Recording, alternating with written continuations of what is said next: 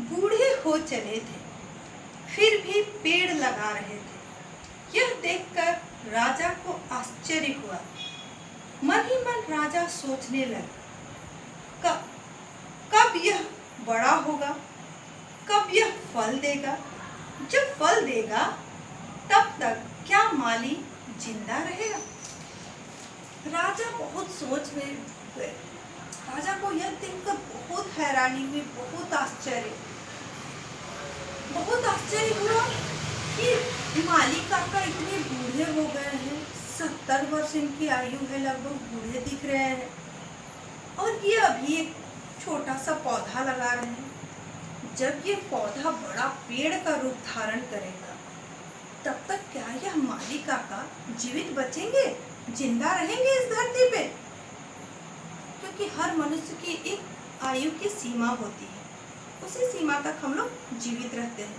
पहले बच्चा से बड़े होते हैं, फिर उसके बाद बूढ़े हो जाते हैं, उसके बाद से हम लोग का शरीर काम करना बंद कर देता है। राजा को बहुत आश्चर्य, राजा बहुत हैरान हो गए कि इतनी उम्र में राजा माली काका पेड़ लगा रहे हैं। जब यह पेड़ बड़ा होगा और यह पेड़ फल देगा तब तक क्या माली काका जीवित रहेंगे? राजा से रहा ना गया। वह माली काका के पास पहुंचे और पूछे, तुम किस चीज का पेड़ लगा रहे हो? नारियल का, माली काका ने बताया। राजा से रहा ना गया।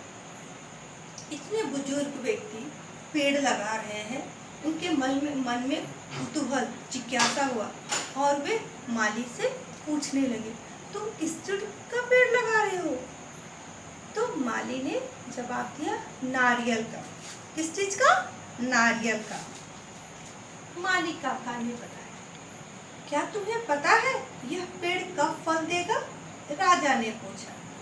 माली काका ने छोटा सा उत्तर दिया, हाँ, 10-15 वर्षों बाद फलेगा। क्या तुम इतने दिनों तक जीवित रह पाओगे? राजा ने पूछा। माली काका ने जवाब दिया, शायद नहीं, लेकिन मेरे बेटे बेटियां और नाती पोते तो इस पेड़ का फल खाएंगे। जब राजा ने माली से पूछा कि तुम किस चीज का पेड़ लगा रहे हो, तो माली ने क्या जवाब दिया? नारियल का। काका ने बताया। तब राजा को और आश्चर्य हुआ। तब ये पूछे, तुम्हें पता है यह पेड़ कब फल देगा?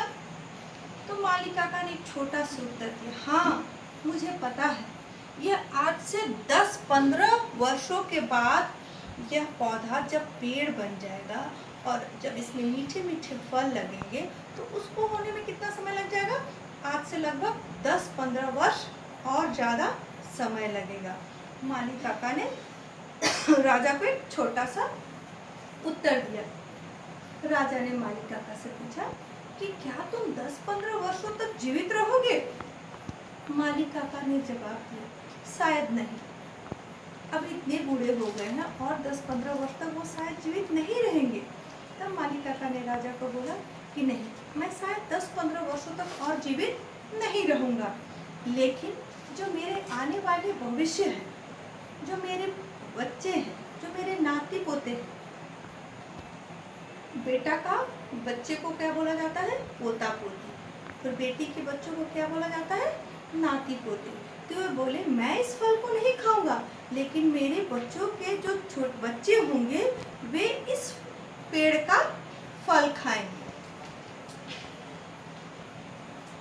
आगे राजा कुछ पूछते, इससे पहले माली काका हंसकर बताया, अरे भाई, मैं भी तो अब तक अपने पूर्वजों के लगाए पेड़ों के फल खा रहा हूँ।